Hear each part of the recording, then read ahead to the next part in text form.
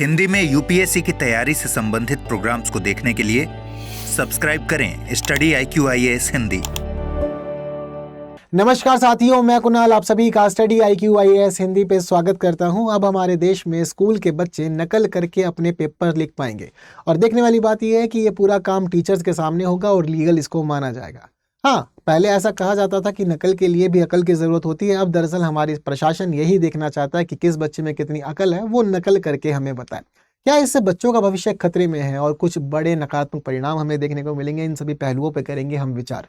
फिलहाल हमारे टाइटल का कहना है explained CBSE's plan for open book exams and what it means for students. तो देखिए, दरअसल फिलहाल हमारे CBSE बोर्ड ने एक प्लान को अप्रूव किया है जिसमें ओपन बुक एग्जामिनेशंस को शामिल किया गया है। अब दरअसल हमारा CBSE बोर्ड चाहता है कि बच्चे खुले तौर पर किताबों को खोल के ही अपना एग्जाम दें। बंद किताबों के बाद चीज़ों को याद करके आंसर देने की प्रथा पुरानी हो चली है। हालांकि इसका क्या अर्थ है बच्चों के लिए, इन सभी चीज़ों को भी समझना जानना ज़रूरी है। तो फिलहाल केंद्रीय माध्यमिक शिक्षा बोर्ड, जिसको हम CBSE के रूप में जानते हैं, उसने 2026-27 से कक्षा 9वीं के बच्चों के लिए कह दिया है कि अब हम लोग ओपन बुक एग्जामिनेशन लेंगे, यानी कि ओपन बुक असेसमेंट एग्जाम होंगे। बच्चों का जो मूल्यांकन करना है, अब वो मूल्यांकन इस आधार पर होगा कि बच्चे कितना अच्छी तरह से किताबों को खोलकर अपना आंसर लिखने की क्षमता रखते हैं। याद करने की क्षमता से बच्चों का मूल्यांकन करने की प्रथा पुरानी हो चली है।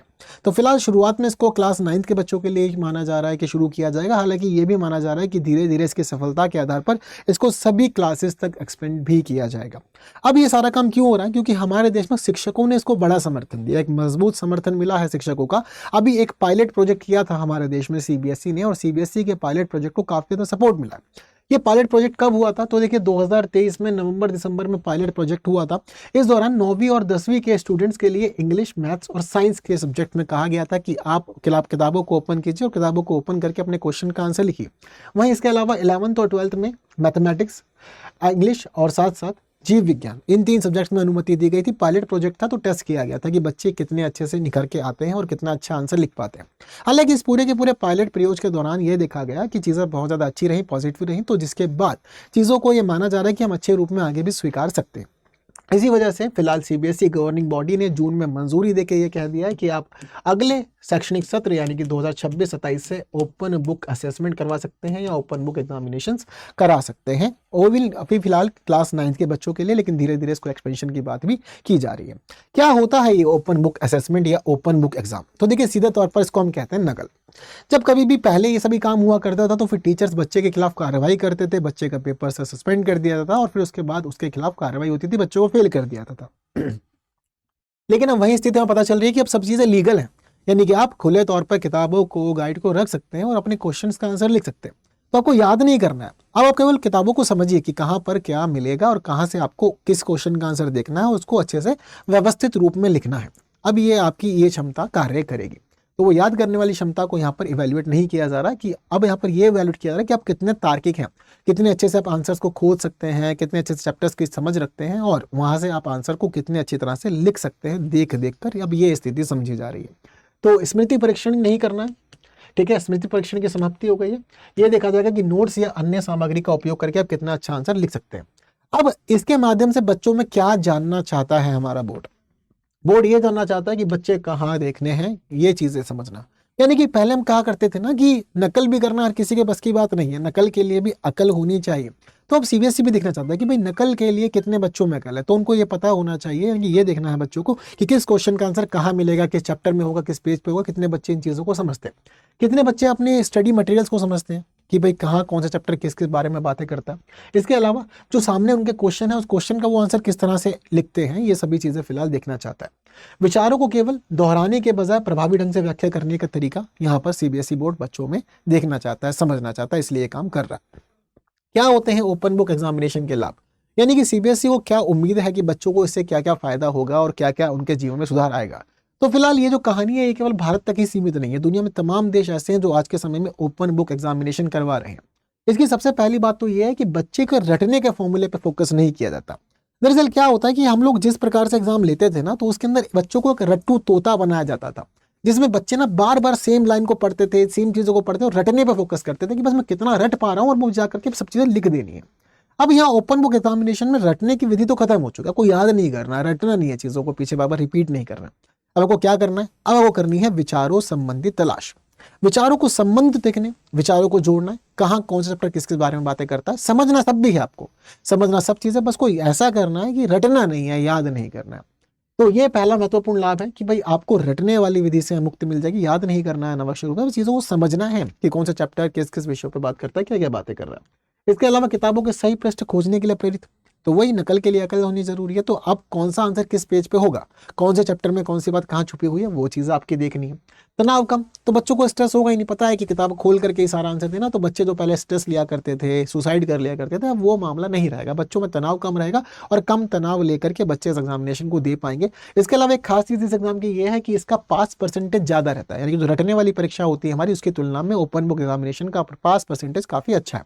इसके साथ साथ ही ये मूल्यांकन के लिए भी अच्छा माना जाता है, क्योंकि बच्चों को इसमें प्रश्नों को तोड़ना होता है, अवधारणाओं का विश्लेषण करना होता है, उसको लागू करते हुए एक अच्छा और व्यवस्थित आंसर लिखना होता है। तो बच्चे की ये क्षमताएं भी देखी जाती है कि वो देख करके कितने अच्छी तरीके से उसको लिख पा।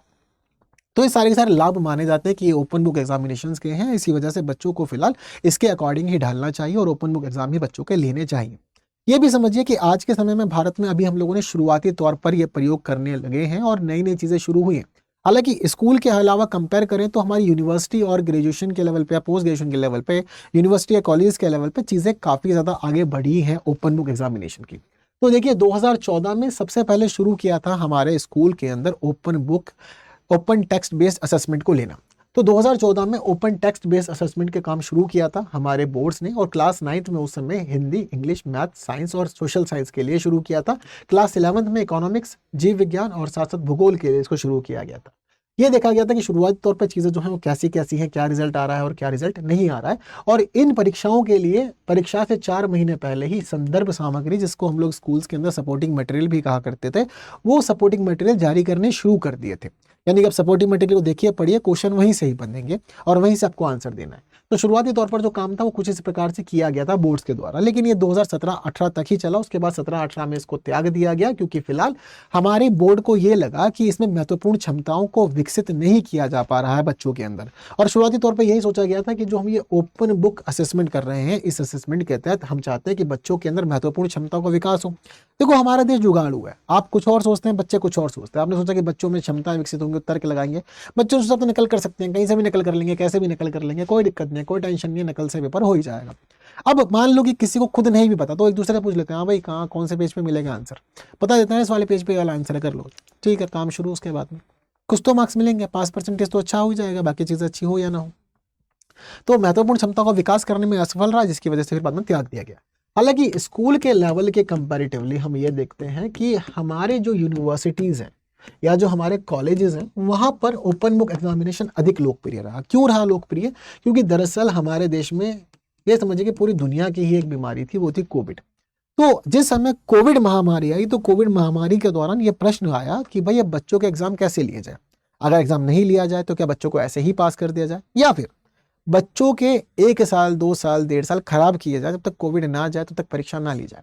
तो इस दौरान सभी ने माना कि भाई ओपन बुक एग्जामिनेशंस करवा लेते हैं, एग्जाम भी हो जाएगा, उसके आधार पर देख लेंगे कि बच्चों को क्या मार्क्स देने हैं, उसके अकॉर्डिंग बच्चों को पास कर दिया जाएगा। अब ये देखा गया कि सबसे पहले कहानी शुरू होती है इसकी 2020 में, और 2020 से ये समझिए कि 2022 तक चलते हैं ओपन बुक बेस्ड एग्जाम। तो फिलहाल यूनिवर्सिटीज़ के अंदर काफ़ी ज़्यादा लोकप्रिय रहे और देश भर के अंदर कई सारी यूनिवर्सिटीज़ ने इसको अडॉप्ट किया और बच्चों की परीक्षा इस प्रकार से चलाई। तो महाविद्यालय के स्तर पर या विश्वविद्यालय के स्तर पर जो उसकी स्थिति है वो काफ़ी ज़्यादा अच्छी रही, मजबूत रही। और हाल फिलहाल में केरल उच्च शिक्षा सुधार आयोग ने आंतरिक और व्यावहारिक परीक्षाओं के लिए कहा है कि आप ओपन बुक एग्जामिनेशन करा सकते हैं, वहाँ के लिए चीज़ें भी ठीक है। तो भारत में तो उसकी स्थिति काफ़ी ठीक चल रही है और लग रहा है कि शायद भारत का जो भविष्य होगा वो ओपन बुक एग्जामिनेशन से जुड़ा हुआ हो सकता है। इसके अलावा वैश्विक स्थिति भी है इसकी, यानी कि केवल ये बातें भारत में ही नहीं चल रही, दुनिया भर में अलग अलग देश ओपन बुक एग्जामिनेशंस करवाते हैं। जैसे कि दशकों से व्यवस्था में है, यानी कि नई नई बात नहीं, बहुत पहले से व्यवस्था में। शुरुआत मानी जाती है कि 1953 में हांगकांग में इसकी हुई थी।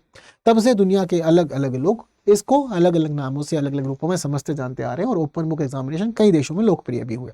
इसके साथ ही मिंग येंग चान और क्योक वाई मुई, इन्होंने 2004 में हांगकांग के लिए एक स्टडी की जिसमें इन्होंने बताया कि ओपन बुक एग्जामिनेशन देने वाले छात्रों ने प्रारूप को सकारात्मक रूप से देखा, यानी कि बच्चे जो होते हैं वो उसको पॉजिटिवली लेते हैं, ओपन बुक एग्जामिनेशन को, रटने वाले एग्जाम को या याद करने वाले एग्जाम को नेगेटिवली लेते हैं।